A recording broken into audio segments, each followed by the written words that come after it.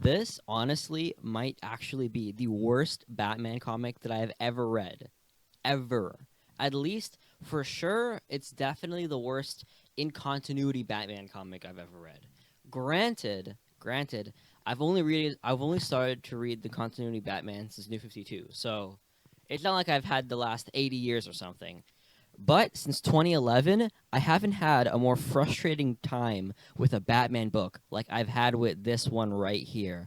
What were they thinking? Oh my gosh. So let's just get started with this atrocity. Well, before we get started, I would like to issue a formal apology to all the Tom King haters because I was defending him for, again, from volume 5 to around volume 9. So around 4 volumes, I was like, what's the problem, guys? It's getting really good. It's getting better. You know, the stories are interesting. I'm really liking these 3-story arcs with Mr. Freeze, with Penguin, with the Batman and Superman and Catwoman and Lois Lane. And like those were awesome. Why are you guys being such haters? I didn't see the vision. I did not see the vision because this is bad in my opinion. Ever since Cold Days, no, ever since Tyrant Wing, Nightmares wasn't that great. The Volume 11 wasn't that great, and now we've hit the climax of just mediocrity, the climax of jumbled up nonsense. We finally hit it, and we're gonna have a big discussion today about why I don't like this book. Why I just finished reading it 20 minutes ago, and it just left my head scratching with disappointment. Because the potential for this was so awesome. You had freaking Flashpoint Batman coming back. You know, and again, the motivation of Flashpoint Batman, I could even understand it, you know? It's his father loses his son, and then he sees his son from another dimension, and his son turned out to be his father, and he's like, what the hell's going on? I want him to have a normal life. I want him to enjoy himself. I don't want him to become me. So he goes, you know, on this good intentioned quest on, you know, trying to steer him in the right path. You know, that's such a fascinating concept because from certain angles you can be like, okay, well, I don't necessarily agree with what he's doing, but I can totally understand his point of view. I totally understand that. So the angle with the Flashpoint Batman was a perfect one to go with, and they fumbled it so badly. Okay, but I'm jumping the gun a bit. So let's break this down issue by issue. Okay, the first issue is 75. Okay, let's already start. The first pages of issue 75, you're already seeing Joker and Riddler, you know, chilling together, pretending to be cops. Even though, like, 2 years ago, they had a whole-ass war. They were beefing like crazy, and all of a sudden now, because Bane is the leader and Flashpoint Batman is the leader, now all of a sudden they're going to be kumbaya and they're going to be doing their shenanigans together. Another problem I have with this book is things happen so fast. We go from point A to point J. There's no B, C, D. It just goes from here to all the way over there. All of a sudden, Gotham is taken over, once again, because Gotham loves being taken over. Gotham is taken over, you know, the bad guys are in charge. It's just out of nowhere. The bad guys just magically snap their fingers and they're in charge again. Great. How did the bad guys get in charge? How did, you know, Flashpoint Batman orchestrate this whole thing? Never explained. It's just we have to accept it. Okay, everything is flipped on its head. Joker and the Riddler are the cops now, and it's just like, just accept it, okay? Don't ask any questions about it. Oh, yeah. And then Gotham Girl's like a certified villain at this point. Right. She was hinted, you know, she was in a couple panels before, and now she's just like chilling with Flashpoint Batman. Great. Let's get on the second issue of this arc, okay? The big surprise, the big grand reveal, Alfred is dead. Alfred gets executed by Bane, a little snap in the neck, because Damian Wayne just couldn't, you know, keep it in for a bit. He had to be taught a lesson by his grandfather. That's just great. And what is Bruce Wayne doing? He doesn't know about any of this. He's chilling on a beach with Catwoman, going to rehabilitation and getting better, and Catwoman are on beaches. Like, literally Gotham is burning down, and dude's having a beach vacation. I understand he has to get better, he has to train, yada, yada, yada. But just like, it just doesn't feel right, you know? Alfred is literally dead, and I know Bruce Wayne doesn't know he's dead, but just the switch up is just so jarring. One page it goes from Bane literally snapping Alfred's neck in front of Damian Wayne, and the next page is Batman just chilling on the sand with Catwoman. It's just very jarring, and we needed some time to rest, man. We needed some time to process what just happened. Batman's longest associate, practically the dude who raised him, practically his father, just got murdered in front of his son, in front of Bruce Wayne's son, and it's going to be cut to Bruce Wayne chilling on the beach with Catwoman. What are we doing? What are we doing? So it took a couple days for Batman to be chilling in the Bahamas with Catwoman to get rehabilitated again, and now they're ready. They're ready to fight Bane. They're ready to fight Thomas Wayne, and we're ready for the big confrontation. And what artist are you going to pick for the big confrontation? You're going to pick John Romita Jr. Okay. I'm not a John Romita Jr. hater, okay? The first time I read John Romita Jr.'s work was on All-Star Batman with Scott Snyder, and I was really, really impressed with that art. I really was. I really liked it. I think, honestly, I feel like I was more impressed with the coloring, the way the book looked color-wise. I think I liked it more than the pencils itself. But still, the art was really good, and I was like, oh, why do people hate this guy? Yeah. But this, I honestly... Again, maybe it was the way the book is colored, but I genuinely just did not enjoy how this book looked. It looked very cheap and amateurish, in my opinion. And especially with the fights, the way how they're drawn, genuinely an eyesore. Honestly, it was very hard to keep track of what I was looking at. It looked like a bunch of mud was being like thrown on the wall. It was like drawing a comic book in mud. That's the best way I could explain it. It did not look clear. It was very confusing. It honestly kind of hurt my head the way how the fight scenes with John Romita Jr.'s art looked, to be honest. Also, the way he draws Bane is honestly just kind of pathetic. And I feel like I'm being really mean right now, but like I've just given up all hope on being nice in regard to this book, so I'm just gonna be mean. Yeah, the way he draws Bane is like how I would imagine Bane is in the Teen Titans Go TV show. It looks so just weaselly and just like he doesn't look like a threat at all. He looks like a child. We have a pretty cool part where Flashpoint Batman ends up fighting with all of Batman's like associates. And again, every single interesting thing that happens in this book could be done so much better. Like it was fun. It was cool to look at. But in the back of my head, I'm also thinking, hey, you're also fighting with Damian. How come there's no discussion? How come no one was like, hey, Damian, you know, you're the reason why Alfred is dead, right? Because they said, hey, don't go in Gotham. And you went in Gotham, and now he's dead. There was no, like, they just kind of, like, forgave him. Which, like, okay, if you can forgive him, but, like, can we at least see you forgiving him? Can there be, like, an acknowledgement of, like, okay, Bane did kill Alfred, but it was because Damian directly went against... You know what? I feel like there should have been some sort of, hey, Damian, what the hell, man, you know? They beat him up for a bit, and then he kind of gets up and just beats the crap out of them, which he's still a human, right? Thomas Wayne is a human. He's like a 70-year-old, 60-year-old guy, and he can overpower like 6, 7 able-bodied 25-year-olds, really? I'm finding that a bit hard to believe. And then Thomas Wayne takes an arrow. I think Huntress shot, trying to shoot Thomas Wayne. He takes the arrow, and then he stabs Tim Drake. Is that ever acknowledged in the rest of the run? No. What do you want me to say? There's so many things that happen in this book that is so foolish and stupid, and it just pisses me off every time I read it. Okay, so Batman and Catwoman, they're like fighting Solomon Grundy. I don't know, some big brute. And then they see Joker and Riddler, and they're like, oh, should we have to beat him up too? And then Joker like punches Riddler, and you find out, okay, it's Clayface. Clayface is helping them out all of a sudden. Since when does Clayface help Batman and Catwoman out? Did I miss something? Am I forgetting something? Did I miss a tie-in issue 16 issues ago that Clayface all of a sudden is helping Batman? Anyways, so he helps them like kind of escape.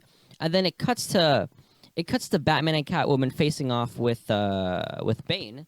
And thank God the John Romita art is done. But what's crazy is, in that issue with John Romita, the face-off Batman and Bane have, it's kind of a cold, gray, blue environment. And you cut to the next issue, and it's orange all of a sudden. The art drastically improves, but it's like two different time periods that it happens. One, you have terrible John Romita Jr. art. That's like the lines are very bold. The colors are grayish and washed and blue. And the next issue is it's like in the summertime all of a sudden. There's no consistency whatsoever. No consistency. I do like the part where Flashpoint Batman beats everyone up and is like, "Hey, give me some tea." I found that kind of amusing. Anyways, in the next issue, you get that part that everyone's seen on Twitter and Instagram where they're like, "No masks, no masks," which that was cool. I like that. And then they're like, "Okay, we're gonna fight school fair and square."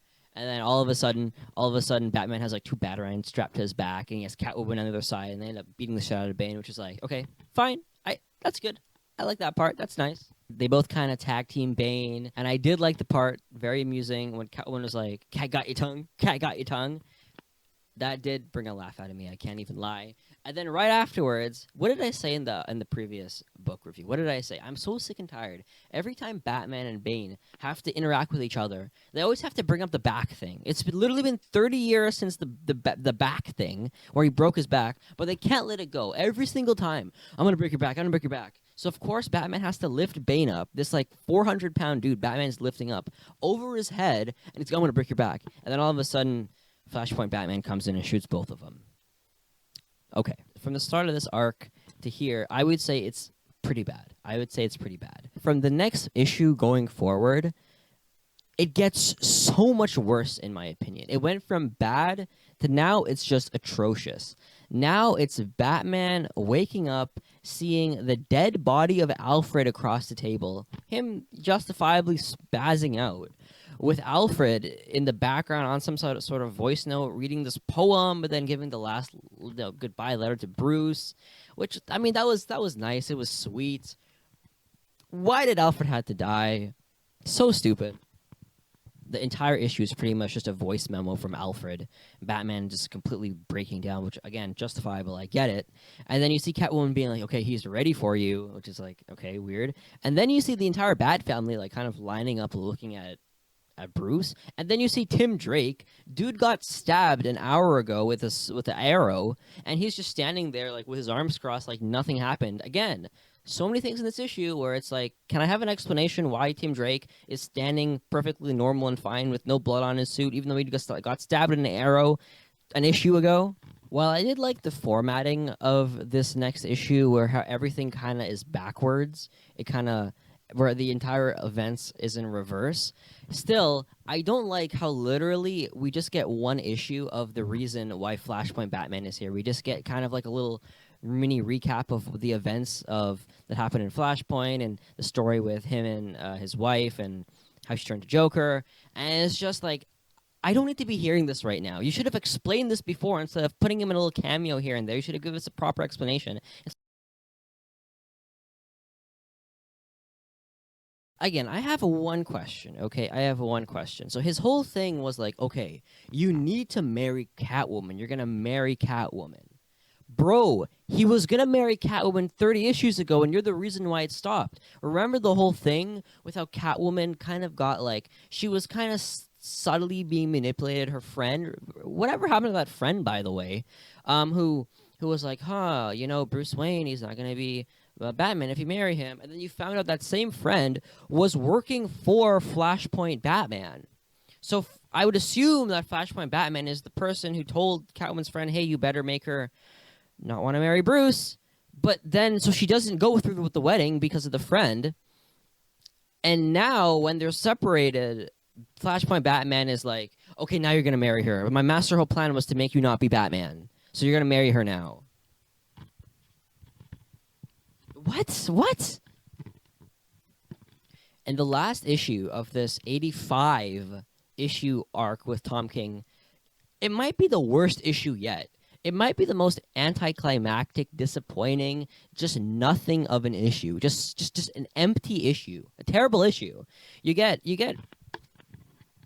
Catwoman. You finally get the last confrontation with Flashpoint Batman and Batman, and you get Catwoman lunging at him. Okay, great. Whatever happened to like the 6 other Robins on the other side of the room? Did they not exist? Did they disappear? Where'd they go? Why can't they all go and get him? Why does it just have to be Catwoman and Batman?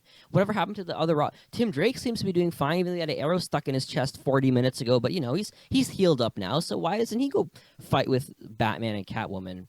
And then you get one page with them fighting, and it turns to What does it turn to? Does it turn to maybe the Justice League helping them out? Does it turn to, I don't know, maybe Jim Gordon coming in with a shotgun and being useful? No, it turns to Batman at a bar talking with some random guy about a baseball game. This is the last issue in your 85-issue story arc, and you're going to allocate time in this issue to Batman being at a bar discussing a baseball game with a stranger. Again, I'd like to sincerely apologize to all the Tom King haters because I clearly was blinded. I should have been more aware of how bad this was going to be. Oh yeah, and all of a sudden Batman in this issue is helping Gotham Girl get her powers back. This girl was on your dad's side 3 issues ago, and you're going to be helping her get her powers back? This girl should be in Arkham Asylum. What are you doing? So between the panels of Flashpoint Batman putting a gun up to Bruce Wayne's head, you get a panel of Thomas Wayne in a hospital, and then Bane breaks his back, and then it cuts to Thomas Wayne putting the gun to his head, and then it's like, okay, I'm not going to do it anymore, and then Batman punches him, and then it cuts to another panel of Batman helping out Gotham Girl again, and then it cuts to another panel of them in a bar with Catwoman showing up. What the actual hell is going on? This book, this issue was so clustered with nonsense, with absolute trash. It's literally unreadable. It's actually unreadable. Do you guys remember the last issue of Scott Snyder's run? Listen, I'm not a Snyder glazer, okay? I'm not like I like Scott Snyder, but he had some misses, okay? That Batman run was not a miss. And the last issue of that Batman run was absolutely beautiful. You know, him, you know, in Gotham, you know, seeing, oh man, there's like one day, finally one day where it's kind of calm. He's waiting for something to happen, doesn't happen. It ends with the that Gotham poem. I forget exactly what it is. Like Gotham is, you know, such a peaceful send off, quite literally the most perfect send off. And that's in the context of that run. And what is the send off in this 85 long issue series? Him at a bar talking to some random ass person, and then Catwoman shows up.